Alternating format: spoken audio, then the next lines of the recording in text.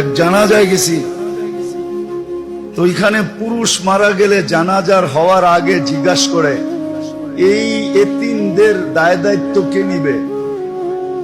তো একজনে হাত উঠায় বলছে আমি নিব। তো আমি ওরে চিনি, তো না জানাজার পরে বললাম যে তুই যে দায় দায়িত্ব নিলি এতিমদের, তুই তো নিজেই গরিব। হাসি দিয়া বলতেছে শোন, এক রুটি তো ডেলি জোগাড় করতে পারবো, এক রুটি সবাই ভাগ করে খাবো। আর আমারে বলতেছে তুই আলেম মুফতি হইলি কোত্থেকা, তোরে সার্টিফিকেট দিছে কে?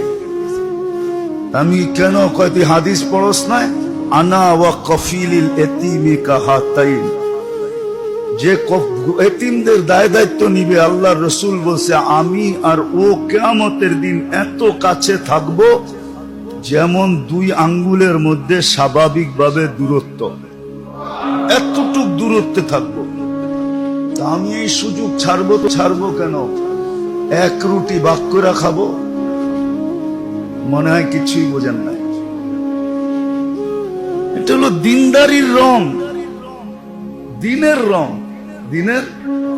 আমাকে দেশে তো চিন্তা করব এতিম কিছু আসেনি, দেখো এটা খাওয়া যায় কেমনে, ঠিক না?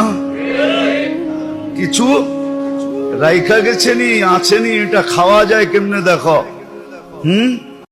লাউয়ের আগাও খামু, ডোগাও খামু, পরে ডুগডুগি বানামো। আমাদের দেশে তো এটা চিন্তা করে। ও তো গরিব আফ্রিকা, আমারে তো মাতাল বানায় দিছে। আমি যখন ওরে জিজ্ঞাসা করে বেউকুব